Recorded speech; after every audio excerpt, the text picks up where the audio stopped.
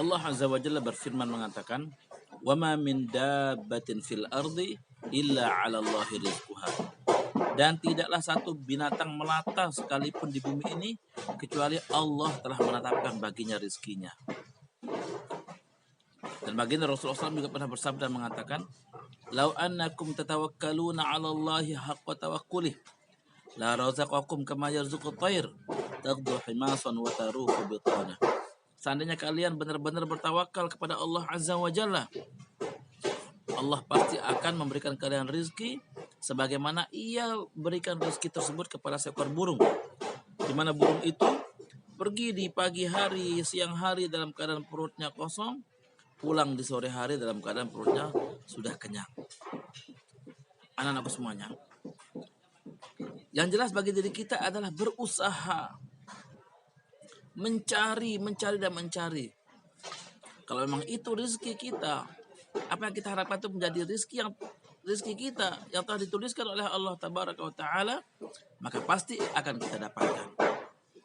Tapi kalau memang itu tidak menjadi rezeki kita, walau bagaimanapun besar usaha yang kita lakukan, maka kita tidak akan pernah mendapatkannya. Nah, ini yang pertama yang telah dituliskan oleh Allah Azza wa Jalla melalui lisan Rasulnya Sallallahu Alaihi Wasallam dalam hadis yang mulia ini, hadis yang derajatnya muttafaqun alaihi. Yang kedua, anak-anakku semuanya, kata beliau Sallallahu Alaihi Wasallam, bikatbi rizqihi wa ajalihi, ya. Yang kedua adalah ajalnya. Sampai berapa tahun, berapa lama dia akan hidup di dunia, sampai berapa lama kita akan hidup di dunia, sampai berapa lama orang-orang tersebut, semua makhluk hidup ini hidup di dunia, itu sudah ditetapkan, sudah dituliskan oleh Allah Azza wa Jalla. Dan apa yang Allah telah tuliskan itu pasti akan terjadi. Pasti akan terjadi. Walau bagaimanapun sebab penyebabnya, semuanya pasti akan terjadi. Kalau memang sudah ajal, hanya disenggol sedikit oleh kucing, mati. Ya. Kalau memang sudah ajal, hanya jatuh sedikit tertimpa suatu benda misalnya, akan mati. Namun kalau belum ajal, walau bagaimanapun musibah yang akan menimpa, kita akan selamat karena kita belum ajal. Dan ajal ini ya telah ditetapkan oleh Allah Tabaraka wa Ta'ala sewaktu kita 4 bulan di dalam kandungan ibu kita, Nana. Ya, dalam kandungan ibu kita. Kemudian yang ketiga yang dituliskan oleh Allah Tabaraka wa Ta'ala melalui malaikat ini adalah wa amalihi, ya, amal perbuatannya.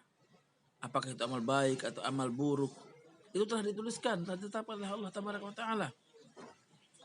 Dan Allah Tabaraka wa Ta'ala memberikan kepada kita ini, kepada jiwa kita ini pengetahuan, ini yang baik, itu yang buruk. Apa kata Allah Tabaraka wa Ta'ala? Fa'alhamaha fujuraha wa taqwaha qad aflaha man zakkaha wa qad khaba man dassaha.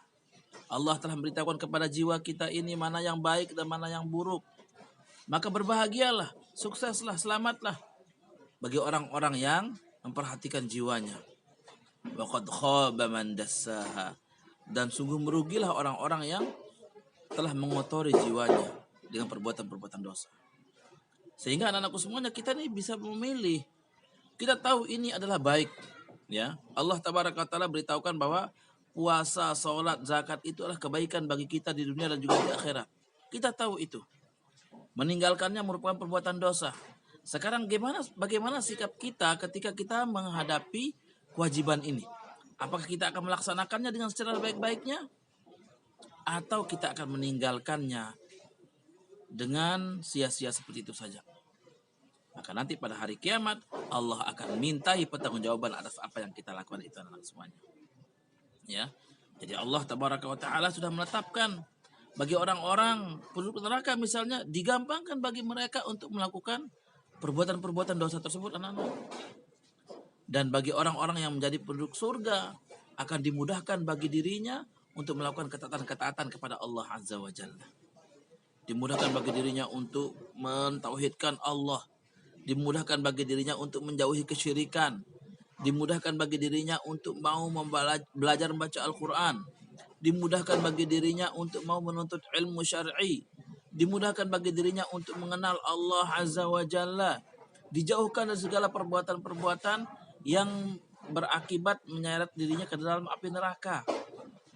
Ini merupakan ya karunia dari Allah Azza wa Jalla anak semuanya.